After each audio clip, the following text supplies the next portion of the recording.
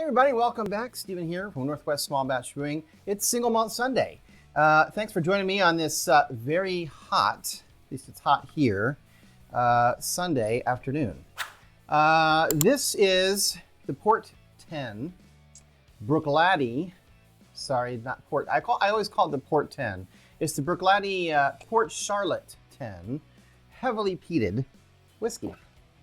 So this is an Islay Scotch. It's kind of funny. I just noticed on the Total Wine website that they had this marked as an Islay. There's no way this is an Islay Scotch. Or sorry, Islay. They had it listed as a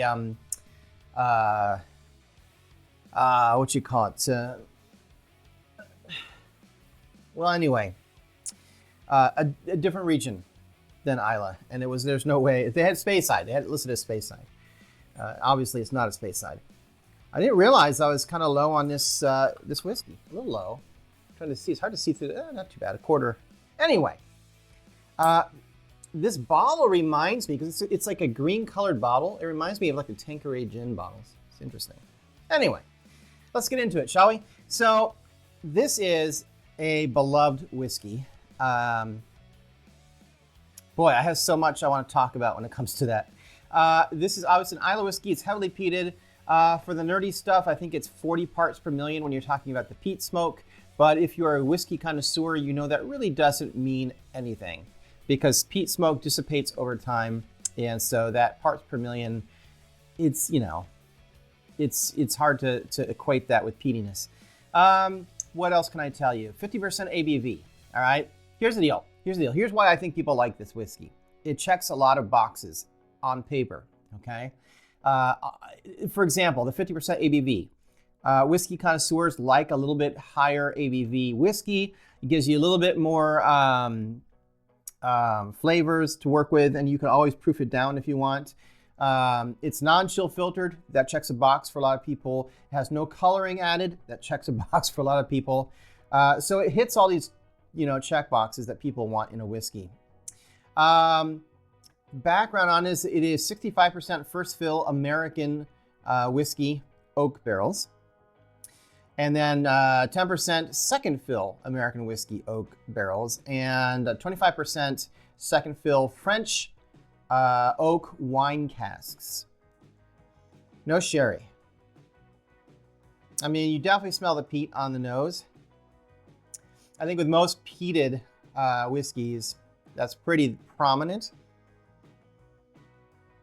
There's definitely some berry flavors underneath that.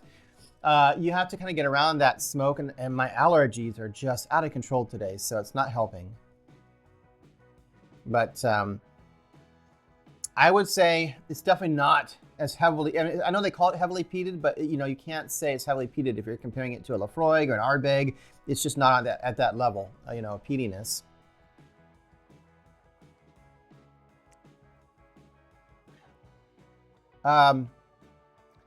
You can water this down a little bit, if you want. I'm not sure it really needs it. It depends on your personal preferences. It is, it's good. It's good. It's smoky, obviously. That's the main taste and smell you're going to get from it. You definitely get some dried fruit like raisins in the background behind the smoke. The typical oak notes you're going to get, like the vanillas, and there's definitely honey. I'd say most of them getting smoke, honey, and like dried fruit like raisin on this. Now here's my thing. It's not bad, and I don't know what the price is, because I got this a couple of years ago, so the price may have changed. It was a really good price for what it is. But if I'm looking for peated whiskey, I'm going for Ardbeg or Laphroaig, or Kilchoman. But I don't know. I don't know what the fascination. People really seem to love this whiskey unconditionally. And it's not that it's bad. It's a good whiskey, but I don't know that it's a great whiskey. There's other whiskeys that I would definitely reach for before this one. So I'm not sure. I don't get it. It's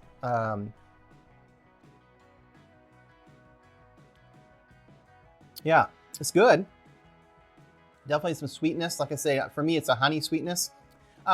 I think it's just that it checks those boxes that people want a whiskey to have that some don't. And if you really love whiskey, some of those check boxes really don't matter that much. So, anyway, it's a good whiskey. I would recommend it if you're looking for something that, check the pricing. I don't know if it's still a good deal. It's worth it. It's not bad at all. It's not as smoky or heavily peated as they call it to be, as a lot of other whiskeys. But it's in there, and it's tasty, and it's nice. Yeah. So at any rate, thanks for stopping by and sharing a dram with me on this hot Sunday afternoon. I'll be back in another week with a different whiskey, and until then, sláinte.